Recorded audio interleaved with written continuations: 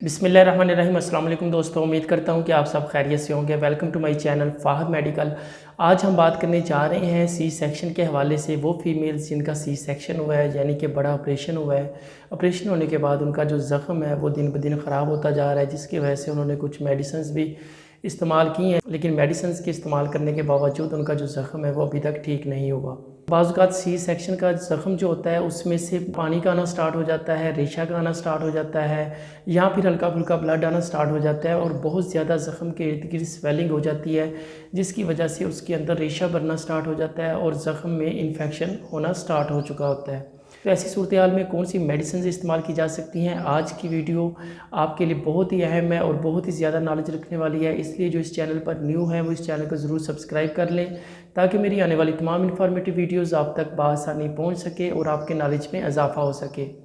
सबसे पहले बात करते हैं कि सी सेक्शन का जो ज़ख़म होता है इसके ख़राब होने की वजूहात क्या हो सकती हैं। जिस तरह आजकल पाकिस्तान में बेहद गर्मी जा रही है, इससे इस मौसम में बहुत ज़्यादा पसीना आने की वजह से भी सी सेक्शन का जो ज़ख़म होता है वो उसके ख़राब होने के जो चांसेस होते हैं वो बढ़ जाते हैं। नंबर 2 पर अगर ज़ख़म की एहतियात ना की जाए, परहेज़ ना की जाए, यानी कि अगर किसी फ़ीमेल का सी सेक्शन हुआ है तो वो घर के काम काज कर रही है या फिर उठने बैठने में उसको मसला आ रहा है, लेकिन वो रेस्ट नहीं कर रही, फिर भी वो एक हद से ज़्यादा चल फिर कर घर के काम काज करती है, तो जिसकी वजह से ज़ख़म के ख़राब होने के चांसेस जो होते हैं वो बढ़ जाते हैं।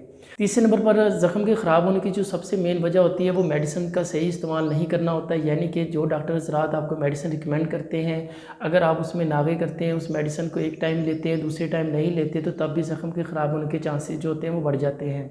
चौथे नंबर पर ज़ख़म के ख़राब होने की जो वजह होती है वो ये है कि आपने रोज़ाना की बुनियाद पर बैंडेज करनी होती है, यानी कि बैंडेज को रोज़ाना की बुनियाद पर चेंज करना होता है, ज़ख़म को साफ़ करना होता है, पायोडीन लगाकर ज़ख़म को फिर से आपने बैंडेज लगानी होती है। बाज़ पेशेंट ऐसे होते हैं कि जिनको हॉस्पिटल में जो फर्स्ट पट्टी कर दी जाती है उसके बाद वो घर में जाके 1 या 2 दिन वही पट्टी चलती है, उसके बाद वो पट्टी को चेंज नहीं करवाते, बैंडेज को चेंज नहीं करवाते, जिसकी वजह से उनका जो इन्फेक्शन होता है उसके चांसेस ज़्यादा हो जाते हैं। अब बात करते हैं कि इसके ट्रीटमेंट के हवाले से। अगर खुदा न ख्वास्ता किसी फ़ीमेल का सी सेक्शन का जो ज़ख़म है वो भरना स्टार्ट हो गया, उसमें रेशा पड़ गया है, खून आना स्टार्ट हो गया है, बहुत ज़्यादा स्वेलिंग हो चुकी है और पानी का खराज होना स्टार्ट हो गया है, तो वो कौन सी मेडिसिन और कौन से इंजेक्शन लगवाने के बाद बिल्कुल तंदुरुस्त हो जाएंगी, उनका जो ज़ख़म है वो बिल्कुल खुश्क होना स्टार्ट हो जाएगा और उनका ये मसला हल हो जाएगा। तो सबसे पहले मैं बात करता हूँ इंजेक्शन टूसम की। टूसम इंजेक्शन जो कि 2 ग्राम का इंजेक्शन होता है, इस इंजेक्शन को आपने डेली बेसिस पर एक इंजेक्शन लगाना होता है।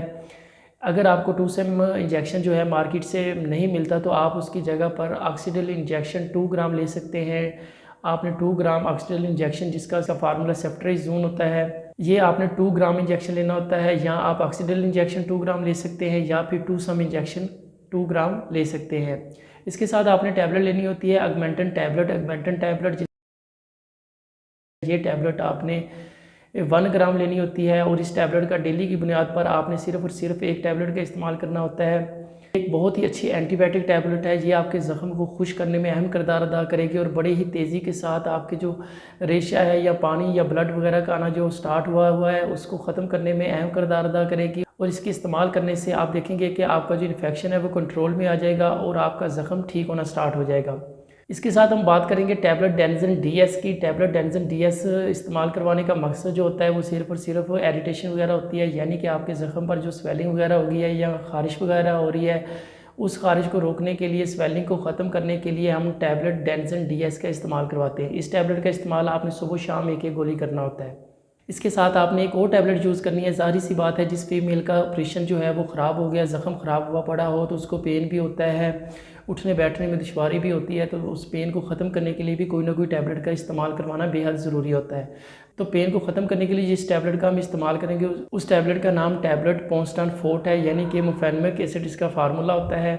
इस टैबलेट का भी इस्तेमाल आपने सुबह शाम एक गोली करना होता है। ट्रीटमेंट को फिर से मैं रिपीट कर देता हूँ कि जो इंजेक्शन आपने ऑक्सीडिल या 2 ग्राम या फिर आपने टूसम इंजेक्शन जो आपने लेना है वो डेली की बुनियाद पर सिर्फ और सिर्फ एक इंजेक्शन आपने लगवाना होता है। आईवी इंजेक्शन होता है, इसको आप डिल्यूट करके 100 ml की नॉर्मल सलीन में भी लगा सकते हैं, डायरेक्ट आईवी भी लग सकता है।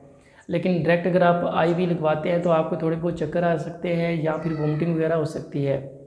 तो लिहाजा कोशिश करें कि इसको आप NS में लगाएं, जो कि 100 ml की एक छोटी सी ड्रिप होती है। उस ड्रिप में अगर इसको मिक्स करवाने के बाद अगर आप IV लगवा लेते हैं तो आपको कोई किसी किस्म के चक्कर या फिर वोमिटिंग वगैरह का होने के खदशात जो हैं वो बिल्कुल 0% हो जाते हैं। और इस इंजेक्शन का आपने 3 दिन इस्तेमाल करना होता है, यानी 3 दिन आपने डेली एक इंजेक्शन लगवाना होता है। दूसरे नंबर पर थी टैबलेट ऑगमेंटन 1 ग्राम।